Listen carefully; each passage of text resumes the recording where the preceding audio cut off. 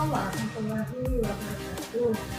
Perkenalkan, nama saya Sulasi Rahma, peserta pelatihan besar PNS tahun 2021, angkatan 34, dan satu nomor urut 5. Saya akan menjelaskan tentang definisi akuntabilitas.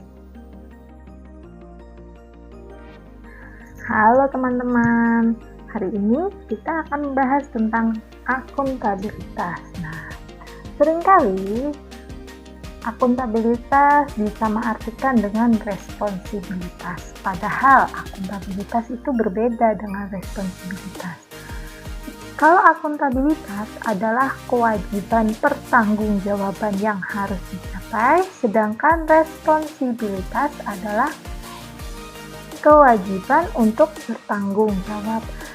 Nah, akuntabilitas terbagi menjadi 4, yaitu konsep akuntabilitas, mekanisme akuntabilitas, akuntabilitas dalam konteks, dan menjadi PNS yang akuntabel.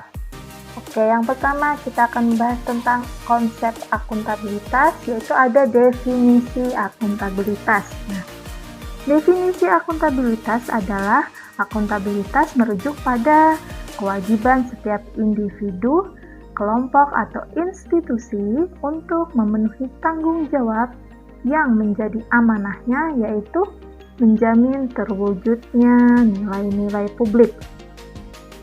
Lalu aspek-aspek akuntabilitas yang pertama yaitu berorientasi pada hasil, memperbaiki kinerja, membutuhkan laporan, dan membutuhkan konsekuensi.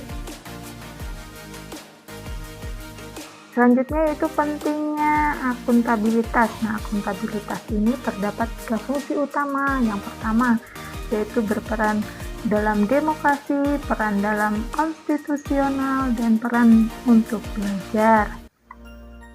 Lalu tingkatan akuntabilitas itu apa saja? Nah, tingkatan akuntabilitas terdapat 5 tingkatan. Yang paling pertama atau yang paling bawah adalah akuntabilitas personal, lalu akuntabilitas individu, lalu akuntabilitas kelompok, akuntabilitas organisasi, dan akuntabilitas stakeholder. Nah, selanjutnya kita akan membahas tentang mekanisme akuntabilitas. Nah, yang pertama yaitu mekanisme akuntabilitas birokrasi Indonesia. Ada perencanaan strategis, RPJP, RPJM, RKP, Renstra, SKP, kontrak kinerja, laporan kinerja. Lalu bagaimana cara menciptakan lingkungan kerja yang akuntabel?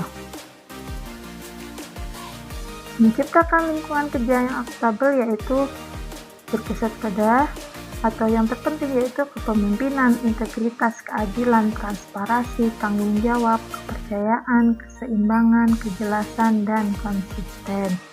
Lalu langkah dalam framework akuntabilitas yaitu terdapat 5 langkah. Yang pertama, tentukan tujuan dan tanggung jawab. Yang kedua, rencanakan apa yang ingin dilakukan untuk mencapai tujuan. Yang ketiga, melakukan implementasi monitoring kemajuan.